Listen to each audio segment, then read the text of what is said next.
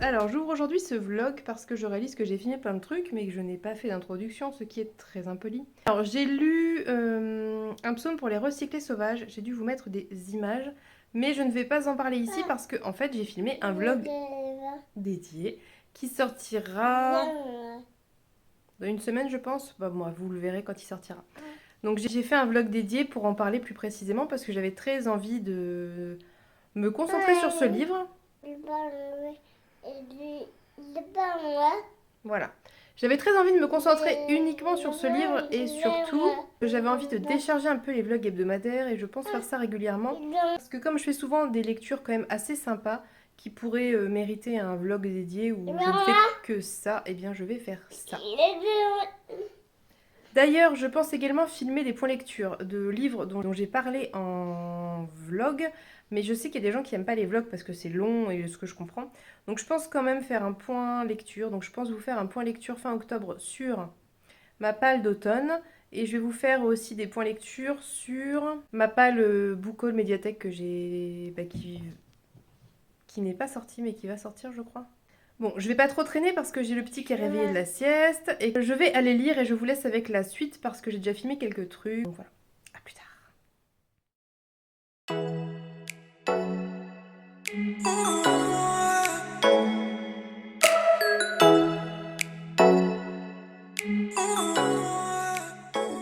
Alors, c'est le soir, on est lundi. Je vous fais vite fait un petit point. Donc hier, j'ai attaqué avec Pénélope la première moitié du tome 5 de Blackwater, donc c'est La Fortune. Donc on en est à la page 119, on va finir ça ce soir. Il y en a pour, je sais pas combien de temps on met, en général 1h30. Et je vous en reparlerai, je vais pas faire de point maintenant. Ensuite, j'ai attaqué cet après-midi l'atelier des sorciers. J'ai un marque. Alors oui, j'ai acheté des marque-pages Canon et j'utilise ça parce que j'avais que ça sous la main. Voilà, donc j'ai lu ça. J'ai été interrompue parce que j'ai dû aller faire autre chose, mais il me reste tout ça. Mais pour le moment, franchement, j'aime beaucoup. Les dessins sont très beaux. Vraiment des très beaux dessins. Franchement, c'est bien de commencer par ça parce que c'est pas brouillon, c'est très clair. Je sais pas si... Voilà.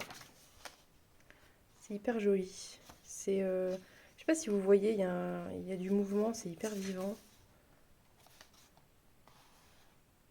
Beaucoup de mouvements de vent, voilà, beaucoup de détails, enfin, très joli. Voilà, je suis conquise par le dessin. J'aime beaucoup Coco, elle est super mignonne. Mais en fait, c'est très manga, mais c'est vrai que ça fait longtemps que j'ai pas lu de manga, mais c'est très manga. Très enthousiaste, très, comment on dit, exubérante, voilà. Bref, donc je finirai ça et je vous en reparlerai. Je vais lire le 2 et je pense que je ferai un point demain. Dernier livre que j'ai lu, que j'ai terminé hier soir, c'est Kinderzimmer de Valentine Gobi. Et ça, par contre, je vous referai un point demain en même temps que l'atelier des sorciers. Donc j'en reparlerai demain. Parce que c'est quand même un petit peu plus... ça mérite un vrai point lecture.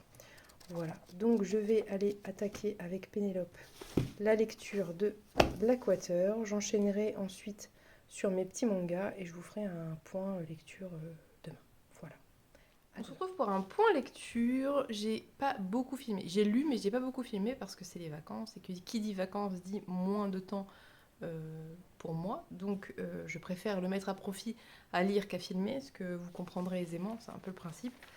Donc je vais vous faire juste un petit point lecture parce que j'ai pas mal avancé. Alors je sais plus, hier j'ai filmé, je sais plus ce que j'ai filmé, je sais pas ce que je couperai, laisserai d'hier ou d'aujourd'hui. Mais bref, je vais vous faire un point. Donc déjà j'ai terminé Cosmologie 1, Cosmologie de monstres de Shaun Hamill. Je vous en ai un petit peu parlé hier, mais j'ai été assez brouillon, donc je sais pas si c'est pas utile que je reparle rapidement. Donc une cosmologie de monstres, ça va parler d'une famille, la famille Turner. C'est le fils Noah qui est le narrateur. Donc quand ça commence, c'est assez surprenant, entre guillemets, puisqu'il va raconter... D'abord, il va parler de lui et de son enfance, et en fait, ensuite, il va revenir dans le passé, mais loin dans le passé, bien avant sa naissance, puisqu'il va raconter la rencontre de ses parents, leur mariage, enfin tous les débuts de vie de couple de ses parents, jusqu'à que lui naisse, et il va reprendre le récit en tant que lui.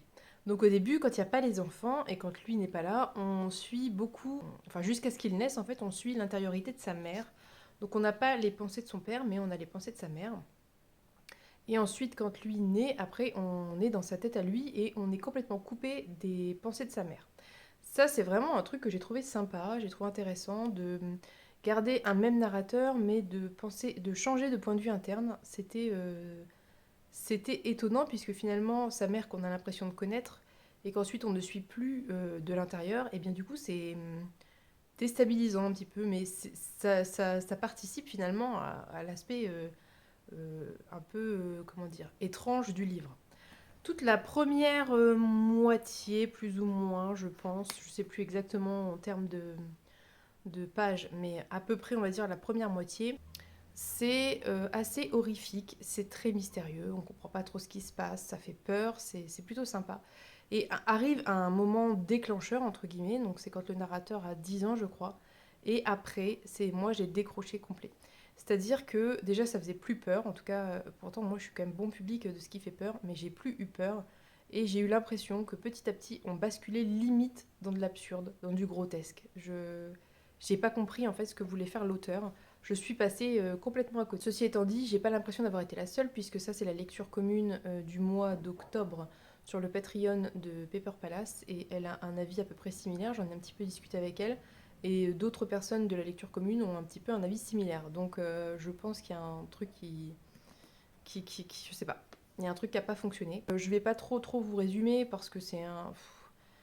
Résumer sans trop en dire, c'est compliqué, vu que finalement, on suit juste une famille qui a l'air d'être hantée par quelque chose et on sait pas trop quoi. Est-ce que hanté c'est le mot? Pas hanté, poursuivi par quelque chose ou espionné par quelque chose. Et ce qui au début est effrayant et qui devient par la suite, qui fait que ça marche plus. Bref, je vous laisserai découvrir si ça vous intéresse. Du coup, c'est une lecture que moi j'ai trouvée franchement médiocre. Franchement, il y a un moment où j'arrivais. Enfin, j'ai pas abandonné parce que j'ai espéré jusqu'au bout qu'il se passe un truc qui fasse que, mais en fait non, quoi. Jusqu'au bout, ça a été dans le même délire et la fin, on a une espèce d'explication, révélation finale et c'était encore pire, donc voilà. Donc du coup, on est passé d'une bonne lecture qui fait peur et qui est spooky et tout ce que vous voulez à un truc absurde. Donc on est passé de c'est vraiment bien à c'est vraiment pas top, ce qui fait que moralité, c'est une lecture pour moi qui est plus que médiocre, ouais, médiocre, voilà. J'aurais pas lu la fin, ça aurait rien changé à ma vie. Bref, je vais pas m'éterniser. Je pense que ça peut plaire à certaines personnes. Peut-être que c'est parce que j'ai pas suffisamment de connaissances en Lovecraft ou j'en sais rien. Peut-être qu'il me manque quelque chose qui fait que bah, qui fait que ça n'a pas fonctionné avec moi. Voilà. Ensuite, j'ai lu Kinderzimmer de Valentine Gobi qui est dans ma palle depuis des années et des années. Je ne sais même plus quand. Je l'avais acheté d'occasion quand j'étais à Paris, mais alors ça remonte à vraiment pas mal de temps. Je pense que c'est un de mes plus vieux livres dans ma palle. Je vais vous faire un résumé. Kinderzimmer, c'est l'histoire de Mila, qui est une jeune femme qui a la vingtaine, qui était résistante pendant la guerre. Donc ça se passe à la fin de la guerre, en 44. Donc on est sur les derniers mois de guerre et en fait, enfin la dernière année. Et en fait, elle est trahie, elle est arrêtée par la Gestapo, elle est torturée, mais tout ça on n'en parle pas, elle l'évoque rapidement, mais c'est pas du tout dans l'histoire.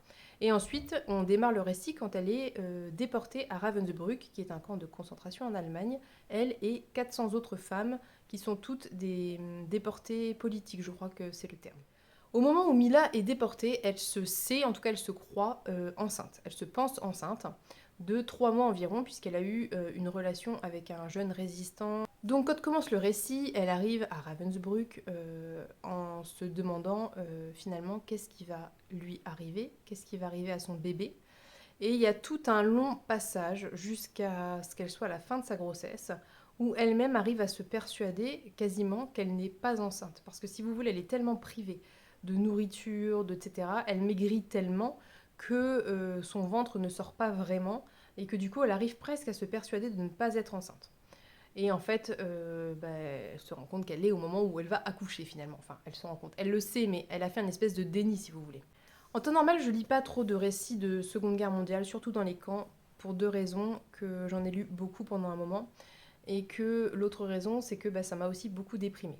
Là, j'ai été intéressée par ce récit parce que ça traite d'un point de vue que je n'ai jamais vu encore traité, en tout cas moi, c'est-à-dire qu'est-ce qui arrive aux femmes enceintes ou aux femmes qui ont des bébés et qui étaient déportées.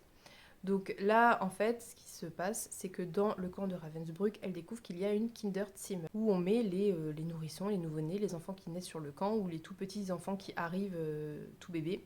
Donc c'est vraiment des nourrissons, on n'est pas sur des enfants, on est sur des nourrissons, quoi. Ce qui est assez étonnant, alors déjà on est en fin de guerre, donc ça donne un point de vue où on a l'espoir qu'elle arrive à s'en sortir vivante, puisqu'on se dit, il faut juste que tu tiennes quelques mois et tu vas être libérée, quoi. Donc ça donne déjà un point de vue un peu différent de quand on lit un livre sur les camps de concentration en 39, en 40 ou en 41.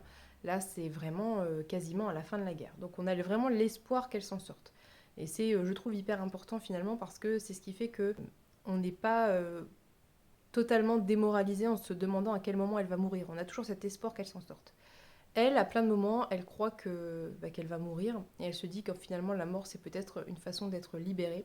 Mais elle va être entourée de femmes qui vont se battre et qui vont lui dire qu'il n'y a que le présent qui compte et que la vie ce n'est pas ce qu'il y a en dehors, ce n'est pas le passé, ce n'est pas le futur, c'est là où elle est maintenant, ce qu'elle vit maintenant et c'est ce à quoi il faut qu'elle s'accroche. Et ce qui fait que Mila va malgré tout tenir, s'accrocher au présent, à chaque minute, chaque heure, pour s'en sortir. C'était vraiment très beau parce qu'il y a vraiment une très grande solidarité entre les femmes. Il y a vraiment beaucoup d'entraide entre elles. Elles sont que entre françaises, je crois. En tout cas, elles arrivent toutes à communiquer, elles arrivent toutes à s'entraider. Toutes les femmes qui s'occupent de décharger les wagons de pillage, hein, essaient de voler ce qu'il faut pour survivre, des médicaments, enfin voilà, tout en sachant ce qu'elles risquent. À tout moment, elles risquent de se faire attraper et d'avoir une condamnation de coups de bâton, en sachant toutes très bien qu'à un certain nombre de coups de bâton, bah, on en meurt en fait, hein, concrètement. Donc elles savent toutes ce qu'elles risquent, mais elles ont aussi cet aspect de toute façon, quitte à mourir, quitte à potentiellement mourir, et ben faisons tout ce qu'on peut pour essayer de survivre en fait, c'est ça. Il y a vraiment une très belle entraide entre ces femmes, il y a vraiment des choses humaines très fortes qui se passent et très belles, et c'est ce qui fait que le livre n'est pas complètement dans l'horreur, c'est que, eh bien oui, il y a les Allemands, il y a les méchants entre guillemets, mais il y a tout cet aspect entraide, et à certains moments, à certains courts moments, eh bien, on croise aussi des petits moments où des Allemands, donc des ennemis finalement pour elle, eh bien, ferment les yeux, laissent passer. Enfin voilà. Et alors, ça peut sembler, évidemment, c'est rien, mais quand on vit, enfin, elle, de ce qu'elle dit dans ce récit, hein, la narratrice, c'est que ces petits moments, plus toute cette entraide, plus toute cette communauté, toute cette amitié qui se crée, fait que bah, l'insupportable devient supportable entre guillemets, en tout cas on arrive à y survivre. Ce qui les fait tenir aussi, c'est qu'elles ont quand même des nouvelles de l'extérieur, elles ont quand même des nouvelles de... Elles entendent les infos passer, puisqu'à chaque fois qu'il y a un nouveau wagon qui arrive, des nouvelles infos de France arrivent, donc défaite des Allemands, reddition des Allemands, mort d'Hitler, etc. Et c'est aussi ce qui fait qu'elles tiennent, parce qu'elles sentent que ça va bientôt se terminer. Et elles voient les Allemands qui commencent à devenir fébriles, elles voient les Allemands qui à un moment donné commencent à faire du nettoyage, commencent à malheureusement se débarrasser de certaines femmes, les plus âgées, les plus malades, mais elles voient que cette fébrilité plus ces infos sont en cohérence, et du coup elles sentent que bah, la fin et leur libération potentielle va arriver. Et c'est aussi cette petite lueur d'espoir qui fait qu'on sombre pas complètement dans quelque chose de purement horrible. Il y a évidemment une très forte dimension du souvenir, puisque Mila s'oblige à se répéter des dates et des événements pour se souvenir. Elle veut se souvenir avec d'autres femmes. Elle note sur des papiers tout ce dont elle se souviennent avec des dates le plus précisément possible, avec des noms des femmes à qui il est arrivé des choses, qui ont été malades, qui sont mortes de maladie, enfin voilà. Et il y a vraiment cette dimension du souvenir qui est très importante, bien évidemment. C'est quelque chose qu'on retrouve finalement dans toutes ces histoires d'humains qui ont été torturés, exploités, qui ont été réduits en esclavage, qui ont été... Enfin voilà, c'est toujours cette dimension de souvenir, de se rappeler, de ne pas oublier, de dire, de parler des gens à qui il est arrivé des choses, de parler de ces gens qui ont souffert, de parler des autres qui ne peuvent pas parler pour elles-mêmes. Et il y a vraiment une mission qui semble profondément ancrée, en tout cas en Mila. Bref, donc du coup, je ne vous parle pas du plus important, finalement, en tout cas du sujet du livre, c'est que Mila, quand elle arrive et qu'elle est enceinte, elle évidemment finit par accoucher et ensuite elle découvre un monde qu'elle ne connaissait pas du tout, puisque dans son baraquement à elle, il n'y a eu aucune femme enceinte, aucune femme avec un bébé, donc pour elle, les enfants étaient juste éliminés et potentiellement les mères avec. Et en fait, elle découvre que, eh bien, il y a une chambre à enfants où on met les bébés, une nurserie en fait, une Kinderzimmer, c'est une nurserie où on va mettre les bébés et où, eh bien, il y a une espèce une infirmière. Si, c'est une infirmière qui s'occupe de ces bébés et évidemment tout ce qui va avec. C'est-à-dire, qu'est-ce qui se passe pour des bébés qui vivent dans un camp de concentration? Qu'est-ce qui se passe pour ces bébés qui sont exposés à toutes les privations que les femmes connaissent également finalement? Et qu'est-ce qui se passe quand un être aussi fragile qu'un bébé vit dans ces conditions? Enfin, Mila va découvrir toutes ces choses et ça va parler aussi de ça. Et ça va parler aussi des relations humaines, des liens que vont tisser les jeunes mamans entre elles pour s'entraider, pour une n'a plus de lait parce qu'elle est là depuis tellement longtemps, elle a eu tellement de privations qu'elle ne peut plus produire de lait. Et du coup, une autre qui, elle, est encore à peu près en forme et peut donner du lait, va en donner, etc. Enfin, toute cette entraide, toutes ces choses entre femmes qui se passent et qui sont vraiment très belles. J'ai trouvé que c'était une très bonne lecture. C'est évidemment dur, mais c'est très bien écrit. Il y a vraiment un rythme très particulier, avec des phrases très courtes, avec beaucoup de successions, de répétitions, de discours indirect libre qui fait que on mélange à la fois les souvenirs, à la fois les pensées, à la fois les propos des autres. Enfin, c'est toute une structure et une façon d'écrire qui fait que ça se lit très bien, c'est très beau, c'est beaucoup d'accumulation de choses dont on ne se souvient évidemment pas de tout, mais ça a quelque chose de très réaliste en fait, parce que c'est finalement ce que vit Mila dans ce camp. Toutes ces choses qu'elle voit, qu'elle perçoit, qu'elle entend, qu'elle pense, tout ça c'est mélangé, elle est tellement plus elle-même, tellement elle a faim, tellement elle a froid, tellement tout ce que vous voulez, que tout ça se mélange et c'est très bien retranscrit par la structure et le rythme même du livre, mais tout en étant très clair et pas du tout brouillon, on comprend tout. Et voilà, bref, c'était une très bonne lecture. Si vous vous sentez capable de lire ce genre de choses qui sont un peu difficiles, eh bien allez-y. Alors je vous précise que l'autrice n'est pas une femme qui a vécu ça. L'autrice et la narratrice sont deux femmes totalement différentes puisque Valentine Gobi est née en 74, donc elle n'a pas du tout vécu ces choses-là. Mais elle en fait un récit. Alors, évidemment, elle a étudié son sujet, elle a rencontré des femmes concernées, etc. Et sa façon d'écrire et de retranscrire est, je trouve, très belle et très bien faite. Voilà. C'est assez court, ça se lit quand même assez rapidement aussi. Donc je me suis un peu éternisée sur Kinderzimmer, mais c'est un sujet un peu important, c'est un petit peu difficile de l'aborder, et ça me semble quand même essentiel. Ensuite, j'ai terminé hier soir le tome 5 de Blackwater, donc La Fortune. On repart dans Perdido et la famille Casquet, que j'étais tellement contente de retrouver. J'ai beaucoup aimé ce tome, qui est vraiment, vraiment beaucoup moins dans l'horrifique. Je pense que le plus horrifique, c'est le tome 3, à mon sens. Il est beaucoup moins dans l'horrifique, mais là, on est plus dans le psychologique. On va beaucoup plus être dans un aspect psychologique et développement des personnages. On a deux personnages notamment qui sont extrêmement développés dans deux sens très opposés, mais très complémentaires à la fois. Et j'ai vraiment beaucoup aimé le développement de ces deux personnages. On a le personnage d'Elinor qui est toujours très présente, qui est toujours là, mais qui petit à petit va laisser place à la génération suivante, en quelque sorte, on va dire. Et on sent que l'auteur amorce doucement la fin, que l'auteur nous fait des révélations, nous donne des petites choses qui tout doucement amorcent la fin, puisque c'est l'avant-dernier tome. Encore une fois, c'était un très bon tome qui était très bien fait. Si vous aimez beaucoup le fantastique et l'horrifique, on y sera un peu moins. Fantastique un peu, mais horrifique beaucoup moins. Ceci étant dit, une fois qu'on est au 5e tome, a priori c'est qu'on est très attaché aux personnages, et donc découvrir le développement de ces personnages, découvrir leur vie, leur façon d'être, de faire, c'est toujours super, enfin c'est génial quoi. Encore une fois, comme toujours, je félicite. Qui suis-je pour féliciter Michael McDowell? Personne. Je suis bluffée par la manière dont l'auteur traite ses personnages, les différences, que ça soit l'homosexualité, que ça soit les traits de caractère notamment chez les femmes, qui font que dans une société à la même époque, ailleurs, elles auraient été traitées comme des pestiférés, un peu dans la version Le Bal des Folles si vous voulez, mais qui font que là, elles sont acceptées telles qu'elles sont. Les personnages sont tellement respectueux les uns des autres. Ils sont tellement... Pas tous, évidemment, il y a des antagonistes, mais je veux dire, les personnages principaux, ceux qu'on aime et qu'on suit, sont tellement respectueux de la personnalité de chacun. Michael McDowell a un traitement des personnages qui est tellement moderne pour l'époque du bouquin et probablement pour son époque aussi, puisque ça a été écrit dans les années 70-80, je sais plus. Enfin bon, en tout cas, il y a suffisamment longtemps pour que c'était moderne pour l'époque, concrètement. Et je salue vraiment son travail sur les personnages, sur leur complexité, sur leur évolution, sur leur intériorité, sur leur rapport les uns avec les autres, leur manière d'échanger, de se traiter. Ils sont pas toujours très gentils, ils sont pas parfaits, hein. C'est des personnages tels que le seraient des humains réels, mais il y a toujours quelque chose de positif dans leur manière d'être les uns avec les autres. Et j'adore ça.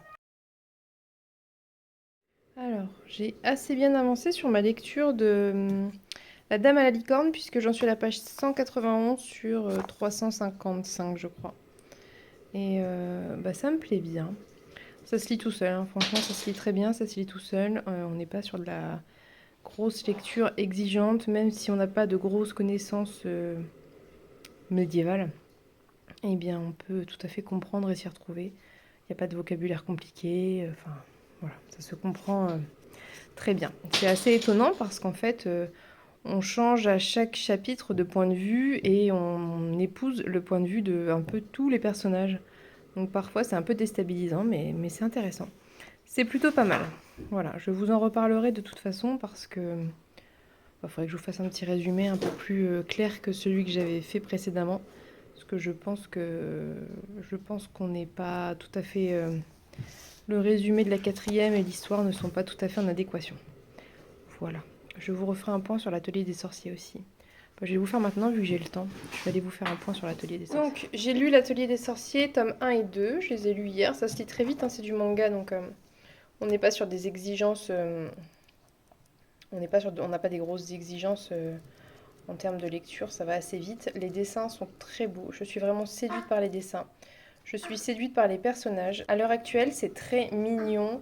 C'est vraiment pas... Il n'y a pas de violence, il n'y a pas vraiment de méchants. Enfin, si vous voulez, il y a un début d'histoire de méchants, mais il se passe rien qui ne soit soluble par les personnages. Et c'est tout doux, tout mignon. Voilà, je suis vraiment... ça me plaît vraiment. Franchement, j'ai bien fait de commencer par... elle est trop mignonne, elle. Voilà, bref, donc j'ai vraiment aimé. Je vais évidemment emprunter la suite et lire la suite, puisque ça me plaît bien et que j'ai envie de savoir. J'ai pas grand chose à vous dire parce que si j'en dis trop, je vous spoil. C'est des mangas, c'est court, ça se lit vite. Mais si vous aimez tout ce qui a rapport à la magie, les systèmes de magie un petit peu particuliers, si vous aimez les histoires un peu mignonnes, pas violentes, enfin voilà, si vous aimez les mangas, eh bien allez-y. Foncez parce que c'est vraiment un petit bonheur, un petit bijou. Et j'adore Coco, elle est trop mignonne. Voilà.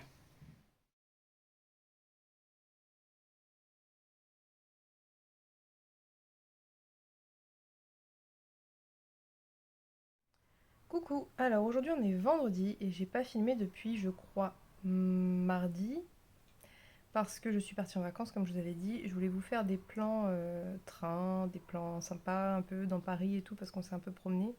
Mais vu que j'étais seule avec un bébé et un enfant de 6 ans, eh bien ma survie a pris le pas sur les besoins du vlog, voilà tout simplement. Mais je vais vous faire vite fait un point sur... je devais revenir sur Tracy Chevalier et sur Blue Period, et puis après je vais vous laisser parce que j'ai pas vraiment lu, enfin j'ai un petit peu lu mais j'ai rien terminé depuis, donc ça sert à rien que je fasse durer, puisque de toute façon je vais poster ce vlog demain.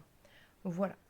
Donc j'ai pas les livres avec moi bien évidemment, je les ai laissés chez moi, d'autant plus que ce sont des livres de médiathèque qui vont être rapportés en mon absence, donc voilà. Je vais commencer par le point sur Blue Period. Donc j'ai lu le tome 1, 2, 3 et c'est tout. Donc l'histoire de Blue Period en fait c'est un lycéen qui s'appelle Yatora Yaguchi qui est en première ou fin de seconde, je sais plus très bien. Bref, qui doit choisir eh bien, son orientation pour ses études supérieures. Apparemment ça se fait assez tôt au Japon, si j'ai bien compris. Et il va avoir une révélation au tout début du tome 1 et il va se mettre à dessiner et s'intéresser aux études d'art, ce qui est très surprenant pour son entourage parce que c'est un travailleur acharné, très terre à terre entre guillemets, et donc qui veut avoir une carrière peut-être au départ plus classique. Et au final, il va s'intéresser à l'art. Sur les 3 tomes, j'ai trouvé que c'était... J'ai eu un petit peu de mal à me mettre dedans, mais je pense que c'est uniquement lié au fait que je suis passée de l'Atelier des sorciers, qui est un manga plutôt fantastique, on va dire, à Blue Period, qui est beaucoup plus réaliste et terre à terre. Donc je pense que c'est dû à ça, parce que sinon franchement ça se lit très bien. Les personnages sont assez intéressants. Moi ce qui m'a un petit peu dérangé entre guillemets, c'est les points très didactiques par rapport à l'art. Il y a beaucoup de points sur la perspective, sur, je sais pas moi, la décomposition des tableaux, etc. Et comme moi personnellement j'ai un petit peu un petit peu de connaissances en illustration, en dessin et tout ça, c'est vrai que ça m'a, bon voilà, j'ai un peu passé, ça m'a un peu, c'était un peu lourd pour moi, mais je pense effectivement que si on s'y connaît pas trop en dessin, en peinture, etc., ça peut être hyper intéressant parce qu'on apprend vraiment des choses qui permettent de se mettre à dessiner. C'est des petits points, voilà, des petits points didactiques. Il y a évidemment tout un aspect apprendre à communiquer autrement que par les mots, donc via le dessin, la peinture et l'art qui est très intéressant. L'histoire est intéressante, on s'attache au personnage, on s'intéresse aux personnages. Après, il y a deux choses qui ont un peu heurté ma lecture. Premièrement, c'est l'un des personnages qui apparemment, je pense, est transgenre et qui est appelé à plusieurs reprises travesti. Je sais pas si c'est volontaire de la part de l'auteur-autrice et si ça va évoluer, changer et être corrigé, mais c'est vrai que c'est pas bon, voilà, c'est pas top. Et puis après, il y a eu un petit point, grossophobie, que j'ai trouvé un peu limite sur comment tu fais pour manger autant et rester aussi mince. Enfin, bon, après, souvent les travers, je trouve, qu'on retrouve dans les mangas de manière générale. Le rapport au corps, etc., est toujours un peu particulier. Donc bref, dans l'ensemble, c'est une lecture plutôt sympathique que je vais continuer puisque je crois qu'il y a 10 tomes, il me semble qu'il y a 10 tomes et qu'ils sont tous à ma médiathèque. Donc je vais emprunter la suite et je vais continuer pour savoir et suivre les aventures de Yatora qui donc essaie de rentrer en école d'art et de passer le concours qui apparemment est extrêmement sélectif. Je crois qu'il y a, si je dis pas de bêtises, je crois que c'est 5% d'admis chaque année. Ensuite, voilà. J'ai terminé le Trécis Chevalier, donc c'est la Dame à la licorne. Je vais vous faire un petit résumé rapide parce que je ne l'avais pas fait. Enfin, j'en avais fait un, mais qui n'était pas du tout juste. Et bref, j'avais mal lu la quatrième, je pense. Je l'ai lu un peu en travers pour pas me faire spoiler. Mais du coup, effectivement, ça n'a pas de rapport avec l'histoire réelle. Donc, je vais vous faire un résumé et je vais vous donner mon avis sur cette lecture. Donc, le résumé, c'est l'histoire de Nicolas, qui est un artiste, plutôt peintre, donc c'est à une époque médiévale. Donc, il fait des peintures sur des objets, pour décorer des objets. Il fait des blasons sur des portes de carrosse. Je suis pas sûre que carrosse soit le bon terme, mais bon, bref. Il fait des peintures, etc., sur des coffrets, et voilà. Et il reçoit une commande de la part d'un noble qui s'appelle Jean le Viste, qui est d'une noblesse assez récente et qui est assez riche, et qui, pour asseoir sa position au sein de la cour, puisque vous savez que les nouveaux nobles sont toujours très mal vus par les anciens nobles, eh bien, veut faire une commande grandiose de tapisserie pour décorer tout son salon. Donc il y a 2 tapisseries majeures et 4 plus petites, je crois, pour faire le tour de la pièce. Donc en gros, on va suivre l'histoire d'un petit peu tous les personnages. Donc il y a pas mal de personnages, un petit peu tous les personnages. Mais en fait, finalement, ce qu'on suit principalement et le fil rouge de toute l'histoire, ce sont les tapisseries. Chaque chapitre, on aura un point de vue différent, ce qui est assez étrange et déstabilisant au début, mais pas, finalement assez intéressant puisque c'est toujours la même histoire, mais avec différents angles de vue. Et puis il y a des questions qui sont posées qui sont vraiment intéressantes. Donc ça va se passer principalement entre Paris et Bruxelles, puisque les tapisseries sont réalisées par des maîtres tisseurs. Je sais plus ça a un nom, mais je me rappelle plus du nom exact. Bref, qui vont tisser la tapisserie. La commande est envoyée de Paris à Bruxelles. Donc Nicolas doit réaliser ce qu'on appelle les dessins.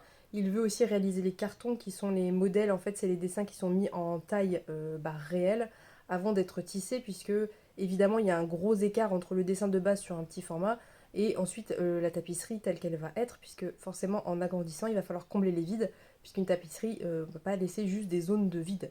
Donc Nicolas va à Bruxelles pour faire les cartons, etc. Bref, je vais pas trop vous en dire, même si en fait il n'y a pas forcément énormément de spoil parce que une histoire d'action, etc. C'est vraiment une histoire assez banale entre guillemets. Si on est un petit peu intéressé par l'art médiéval, c'est assez intéressant parce que les tapisseries de la licorne sont très connues. Et effectivement, je vous avais dit que je les avais vues au musée Cluny, donc le musée médiéval de Paris, et elles y sont bien. En tout cas, je crois qu'il y en a certaines. Il y en a peut-être d'autres ailleurs, mais il y en a certaines au musée Cluny. Donc si ça vous intéresse de les voir, vous pouvez aller les voir au musée Cluny, puisque je crois qu'elles ont été récemment restaurées. Donc on pose des questions assez intéressantes par rapport notamment aux femmes, ce qui est assez récurrent dans mes lectures en ce moment. Par exemple, on a la femme du maître tapissier, qui ne s'appelle pas comme ça, je suis désolée, j'ai plus le terme, qui est fille elle-même de tapissier, qui est en mesure de tisser, mais qui n'en a pas le droit parce que les femmes n'ont pas à tisser, parce qu'elles ne font pas partie de la corporation, et il est interdit pour les femmes de tisser. Elles ont le droit de faire, je sais pas moi, par exemple les bordures, coudre les bordures de la tapisserie, elles ont le droit, mais elles n'ont pas le droit de tisser à proprement parler le motif.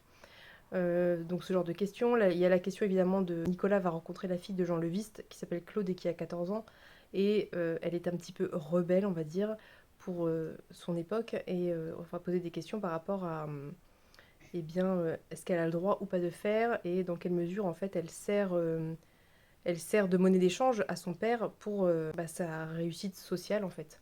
Et toutes ces questions autour des femmes et du corps des femmes et de leur écart qu'il y a entre leur volonté, leurs envies et en fait leur rôle, c'est-à-dire être soit des monnaies d'échange, être utilisées, etc. Et surtout obéir et ne pas déroger à ce qu'on attend d'elles.